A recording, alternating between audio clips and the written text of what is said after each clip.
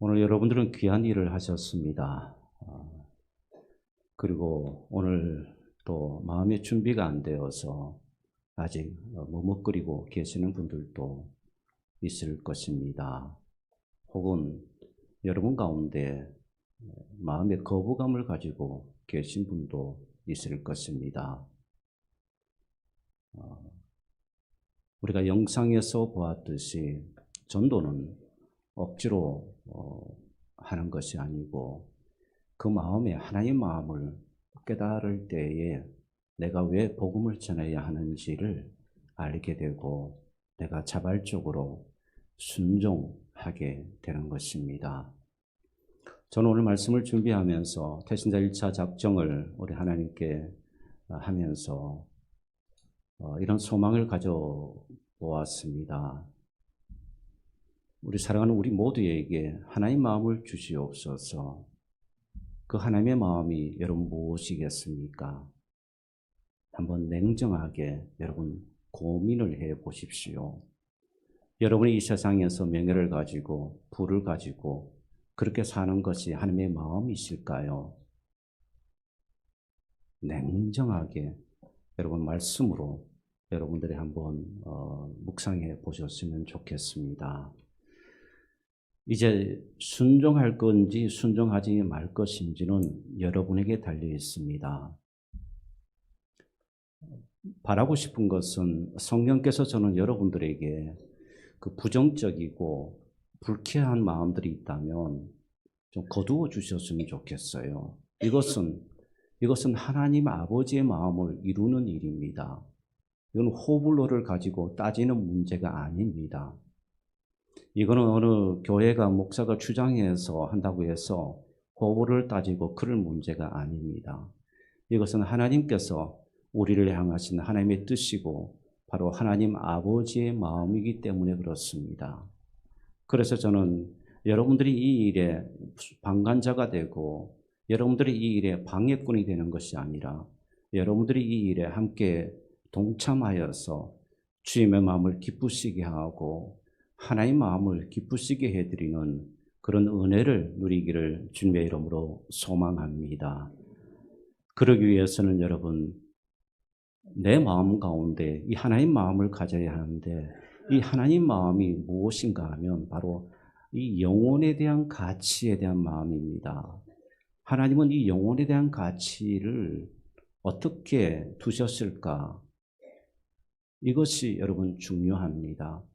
사람은 가치에 따라 행동합니다.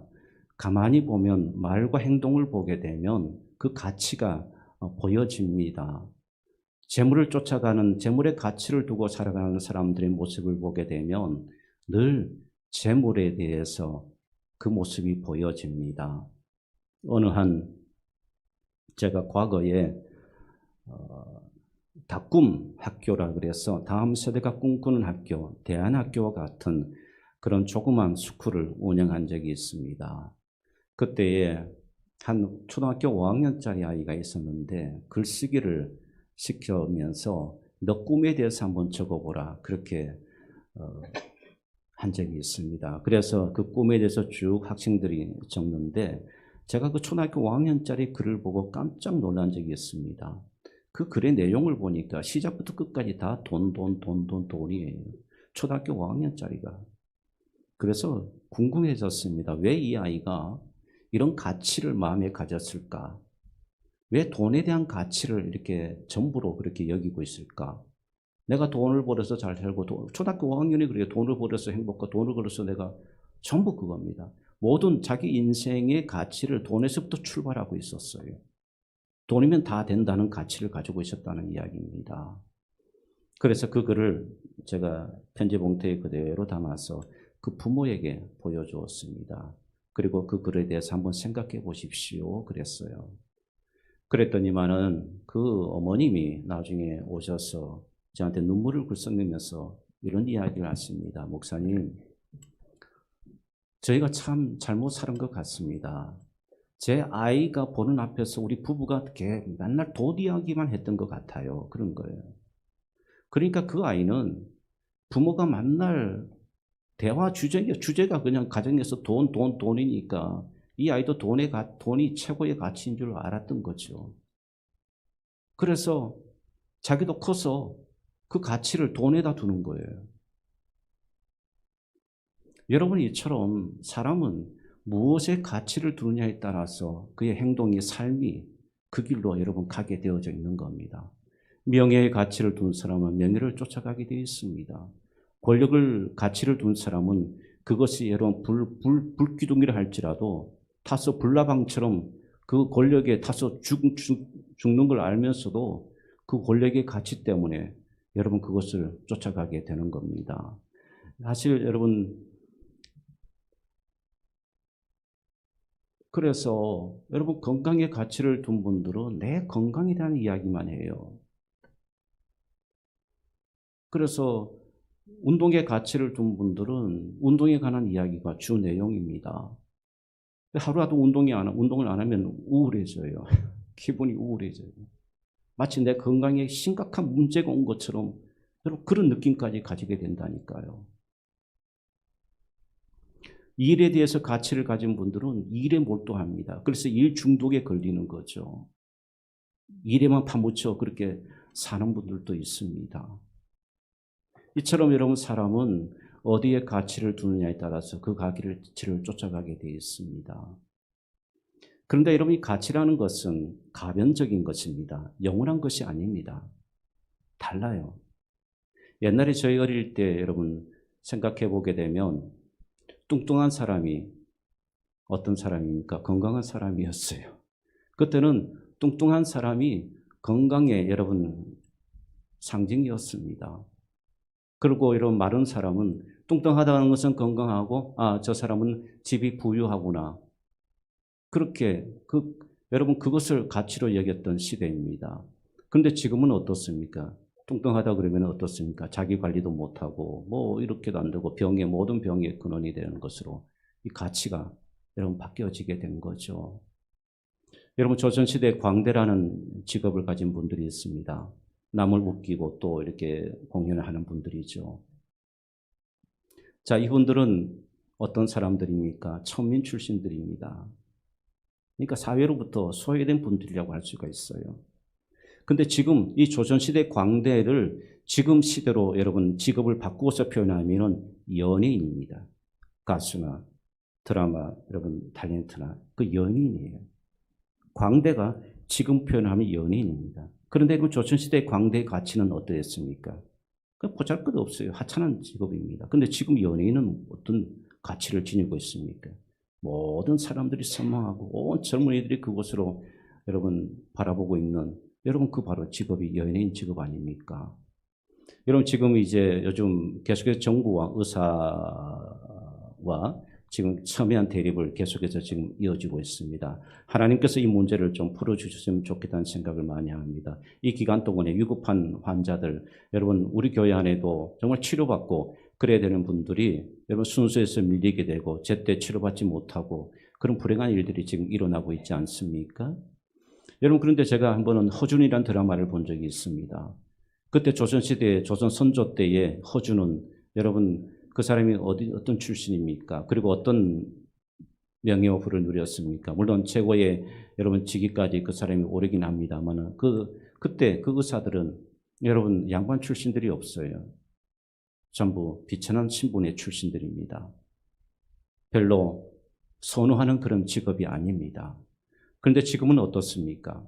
지금 의사의 직업은 어떻습니까? 똑똑한 사람들이 다 가는 선택하고 싶어하는 여러분 바로 직업이 바로 의사입니다. 이만큼 가치는 여러분 이렇게 바뀌어져 가는 것입니다. 그래서 여러분 생명에 대한 가치도 이렇게 바뀌어져 갑니다. 과거나 지금이나 생명에 대한 가치가 늘 똑같은 것이 아니고 바뀌어져 가요. 재미있는 통계가 있어서 한번 보았습니다. 물론 오래된 한 10년 전쯤에 오래된 통계입니다만은 이런 글이 있습니다. 목숨의 가치를 어떻게 돈으로 환산할 수 있겠는가? 이거 미국의 이야기입니다. 미국의 오바마 정부 때의 이야기인데 그때 또 어디에서 이 생명의 가치를 계산했느냐에 따라서 그 가치가 달라지더라고요. 미국 환경보호청에서 계산한 가치는 한 사람의 생명의 가치가 $910만. 그리고 무려 100억이 넘는 그런 엄청난 가치를 지니고 있었습니다. 그런데 식품의약청에서, 미국 식품의약청에서 계산한 한 사람에 대한 가치를 790만 달러, 약 80억에서 100억 사이.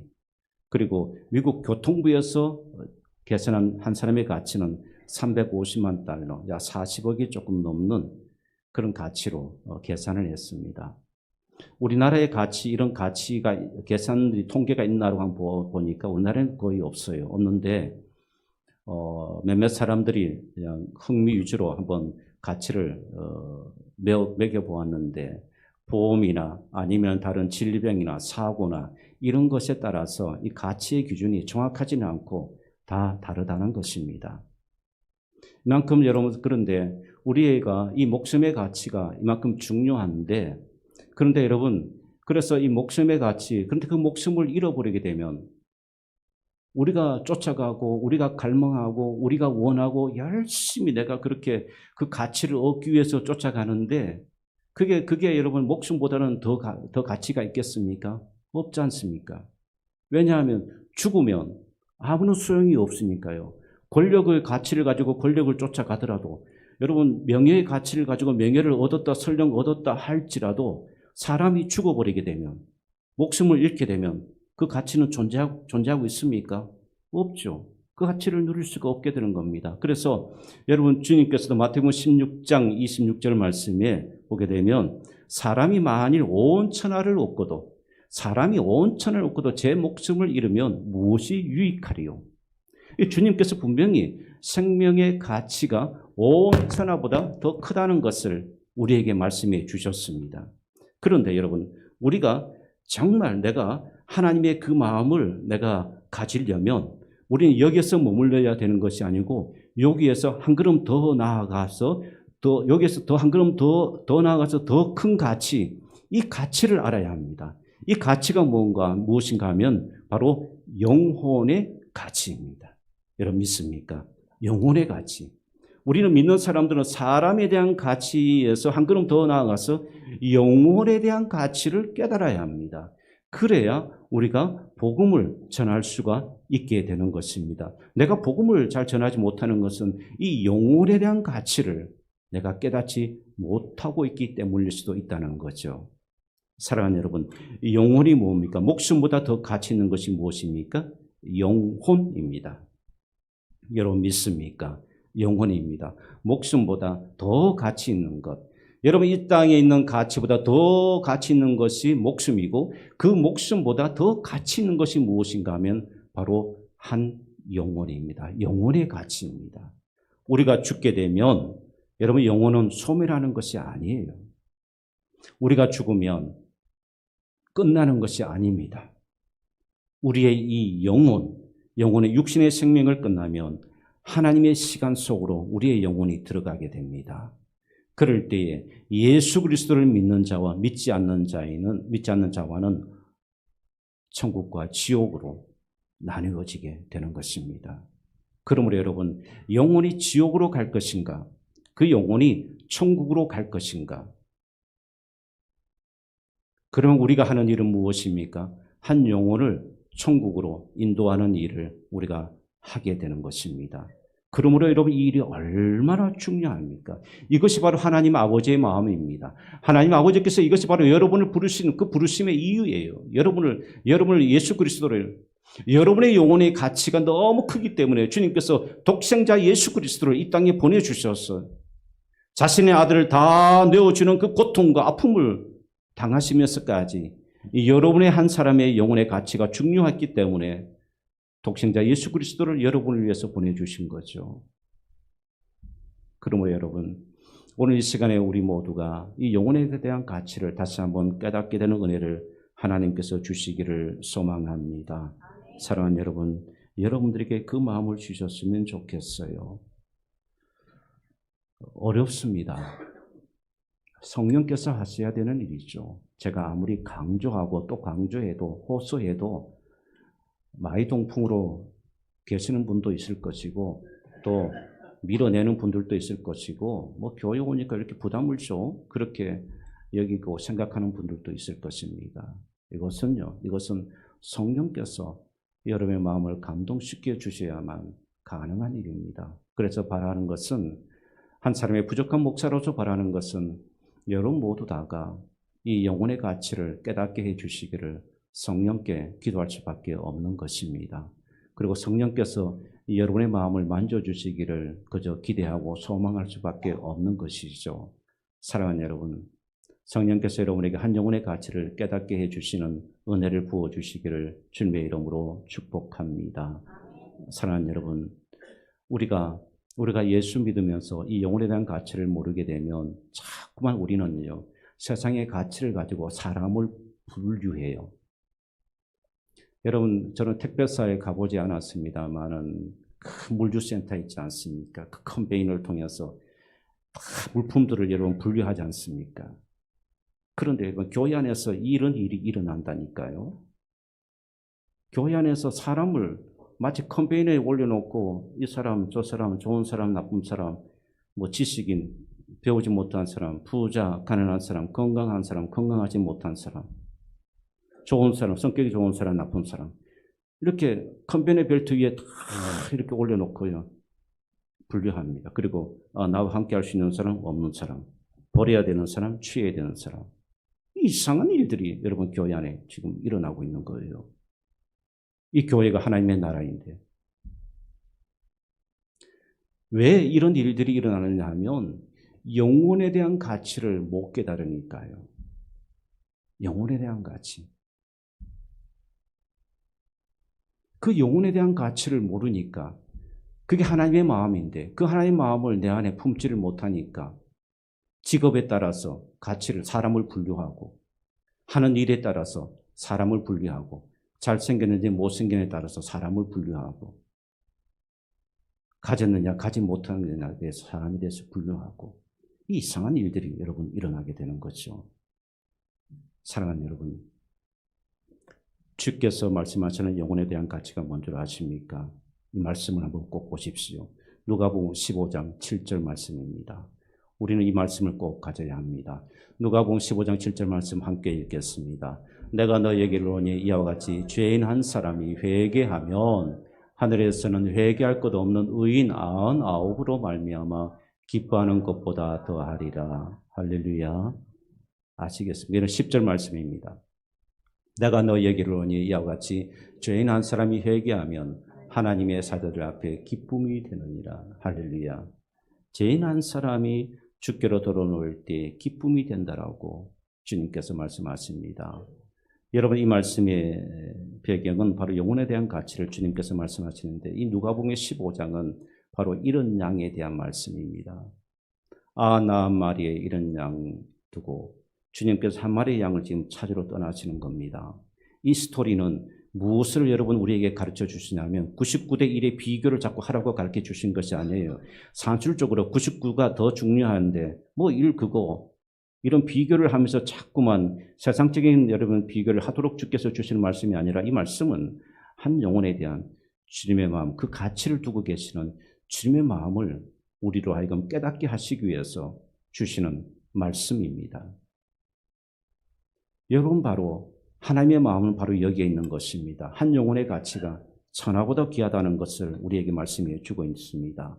그러므로 여러분, 교회는 부자의 영혼도 중요하지만 가난한 자의 영혼도 소중합니다. 믿습니까? 교회는 그런 것입니다. 천국은 그런 것이죠. 배운 자의 영혼도 가치가 있지만 배우지 못한 자의 영혼도 가치가 있습니다. 믿습니까? 병든 자의 영혼도 가치가 있지만 건강한 자의 영혼도 가치가 있고 똑같습니다. 믿습니까? 의인의 영혼도 가치가 있지만 죄인의 영혼도 가치가 있습니다. 남자의 영혼도 가치가 있지만 여자의 영혼도 가치가 있습니다. 노년의, 여러분 젊은 사람의 영혼도 가치가 있지만 노년의 영혼도 가치가 있습니다. 믿습니까? 젊은 사람 필요하면 하나님 보내주세요. 그런데 우리 안에서 자꾸 젊은 사람이 중요하고 여러분 노년이 중요하지 않고 비교하지 마십시오. 하나님께서 우리 교회를 사용하시고 하나님께서 우리 교회를 통해서 다음 세대 꿈을 이루어 주시면 하나님께서 우리의 다음 세대 젊은 사람들을 보내주십니다. 그래서 젊은 사람의 가치도 노년의 가치도 똑같습니다. 믿습니까? 똑같아요. 똑같습니다. 어른의 영혼도, 아이의 영혼도, 아이의 영혼이 소중하죠? 어른의 영혼도 소중해요. 자꾸만 우리는 이 가치를 분류하려고 하는 어리석음을 범하지 마셔야 합니다. 하나님 앞에 가치가 다 똑같습니다. 구별하려고 하지 마십시오. 이 구별하려고 하는 마음을 여러분 자꾸만 내려놓으셔야 합니다. 그리고 성경의 가치로, 여러분 세상의 가치관으로 여러분의 망대를 세우고 자꾸 망대 위에서 여러분들이 관찰하고 판단하고 평가하고 아닙니다. 아니에요. 여러분 그 망대에서 내려오셔야 됩니다. 내려오시고 성경의 말씀의 망대를 다시 세우십시오. 여러분 마음이 다시 세우시고 그리고 한번 보십시오. 그러면 달라집니다. 왜냐하면 여러분들이 성경의 말씀 위에, 말씀의 망대 위에 서서 보기 때문에 이제는 다른 거예요. 세상의 가치로 이제는 분류하지 않고 한 영혼의 가치로 바라보니까 여러분의 눈빛에서, 행동에서 막 사랑이 발산되는 겁니다. 믿습니까? 한 영혼에 대한 그 아픔과 한 영혼에 대한 간절함이 여러분 마음 가운데 막 솟아나게 되는 것입니다. 사랑하는 여러분, 누가복음 15장 4절에서 7절 말씀을 다시 한번 확증하겠습니다. 이 누가복음 15장 4절에서 7절 말씀인데 한번 읽어보겠습니다. 너희 중에 어떤 사람이 양 100마리가 있는데 그 중에 하나를 잃으면 99마리를 들에 두고 그 잃은 것을 찾아내기까지 찾아다니지 아니하겠느냐. 또 찾아낸즉 즐거워 어깨에 메고 집에 와서 그 벗과 이웃을 불러 모으고 말라되 나와 함께 즐기자. 나의 잃은 양을 찾아내었노라 하니라. 7절입니다. 자, 여러분 보십시오. 주님께서 그래서 죄인 한 사람이 회개하면 하늘에서는 회개할 것 없는 의인 99으로 말미암아 기뻐하는 것보다 더하다. 이것이 여러분 주님의 마음입니다. 믿습니까? 오늘 이 마음을 여러분들이 꼭 가지시기를 주님의 이름으로 축복합니다.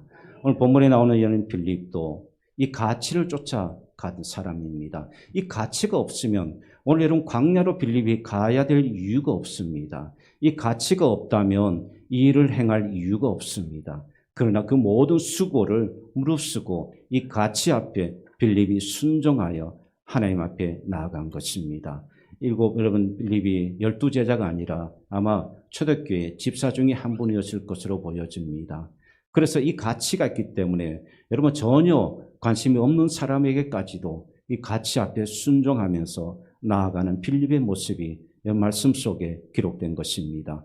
여러분 가서 무엇을 합니까? 생명을 전하는 것입니다. 그 생명이 무엇입니까? 예수 그리스도 믿습니까? 예수 그리스도 다른 거 필요 없어요. 여러분 복음을 전할 때 세상의 이야기, 철학 이야기, 사람 이야기 필요 없습니다. 예수 그리스도 오직 예수 그리스도를 이 생명을 전할 때 생명이 일어나게 되는 것이고 생명이 역사하게 되는 것입니다. 믿습니까? 그러므로 이 생명을 전할 수 있는 저와 여러분이 될 수 있기를 주님의 이름으로 축복합니다. 우리가 이 가치에 순종하면 여러분 놀라운 일들이 일어납니다. 내 가치를 순종하기 전에는 우리가 맛볼 수 없는 놀라운 하늘의 일들을 우리가 경험하게 될 것입니다. 오늘 본문의 29절 말씀도 보십시오. 빌립이 순종할 때에 누가 오십니까? 성령이 빌립과 함께 하십니다. 성령이 빌립과 함께 하심으로 여러분 빌립 가운데 빌립이 여러분 주의 은혜로 그의 능력을 행하며 나타낼 수 있게 되는 것입니다. 성령이 빌립들을 이르시되 이 수레에 가까이 나아가라 하시거늘. 여러분 그렇습니다. 내가 말도 못하는 사람일 수가 있어요. 나는 연약한 사람일 수가 있습니다. 두려울 때가 있고 아까 여러분 영상에서 보셨듯이 여러분 그런 마음 막상 전도하러 나가면은 사람이 만나고 싶지 않고 사람들이 없었으면 좋겠다. 그런 마음이 들 정도로 우리에게 두려움도 올 수가 있습니다. 그러나 그때에 우리에게 어떤 분이 찾아오시냐 하면 그럼에도 불구하고 내가 하나님의 예수의 한 복음의 한 영혼의 가치를 가지고 내가 나아갈 때 성령이 나에게 오시는 것입니다. 믿습니까? 성령이 역사하게 되는 겁니다.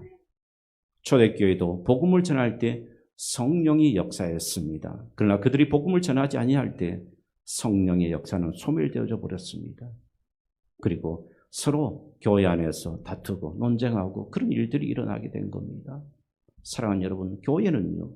그래서 교회는 생명, 살아있는 유기체입니다. 교회는 그래서 여러분 생명을 전하는 교회로 여러분 세워져 가야만 성령의 역사와 복음의 능력이 나타나게 되는 것입니다. 그리고 생명을 전할 때 여러분의 가정도 여러분의 기업도 하나님께서 복 주실 줄 믿습니다. 나는 순종하지 아니하고 나는 하나님의 마음을 전혀 깨닫지 못하고 행하지도 않으면서 이런 복을 구합니까? 여러분 그것을 얻었다고 생각하십니까? 아니요. 그것은 여러분에게 아픔이 될 수도 있습니다.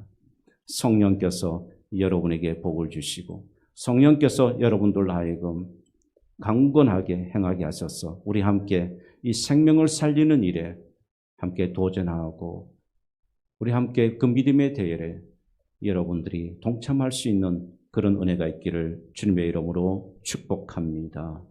사랑하는 여러분, 성령께서 우리에게 지금 그 명령을 하고 계신지도 모르겠습니다. 성령께서 가라 하실 때 한번 가보십시다. 여러분에게 그 마음을 열어주시고 함께 여러분 순종할 수 있는 은혜를 주시기를 주님의 이름으로 축복합니다. 그러나 한 가지 여러분 꼭 우리가 주의해야 할 것이 있습니다. 교회가 생명을 살리는 일에 선포했을 경우에는 꼭 여러분 교회는 잠잠할 때는 사단이 별로 교회에 대해서도 관심이 없어요. 여러분들이 믿음 위에 바로 서려고 발버둥 칠 때 사단은 늘 여러분들에게 공격할 수 있습니다. 그런데 여러분들이 세상의 흐름을 따라가고 세상의 연락을 따라갈 때는 사단은 여러분들에게 관심이 없어요. 언제 여러분 사단이 관심을 가지는 줄 아십니까? 여러분이 말씀 생활하고 믿음대로 살아가려고 할 때 사단이 여러분들의 관심을 가지고 방해한다는 이야기입니다. 견고하게 여러분 한 영혼들이 주님 앞에 세워지는 것 가장 싫어하는 존재가 누구이겠습니까? 사탄입니다. 마귀예요. 교회가 성령을 사역을 헌신하고 생명 사역을 헌신하는데 이 교회를 힘들게 하는 존재가 누굴까요? 사탄이에요. 마귀입니다. 지난주에 선포하고 나아갔습니다. 가만히 홍릉교회가 가만히 있었는데 홍릉교회가 이상한 일들이 일어나네. 사탄이 자다가 깨어납니다. 그리고 주목합니다. 그리고 여러분 지상교회가 하나님의 그리스도의 몸된 교회가 바르게 세워지는 것 누가 가장 싫어합니까? 사탄이 싫어합니다. 제가 그 증거를 여러분들에게 들려드리죠. 또 여러분들이 비판할지 모르겠습니다만 보십시오. 마태복음 4장입니다.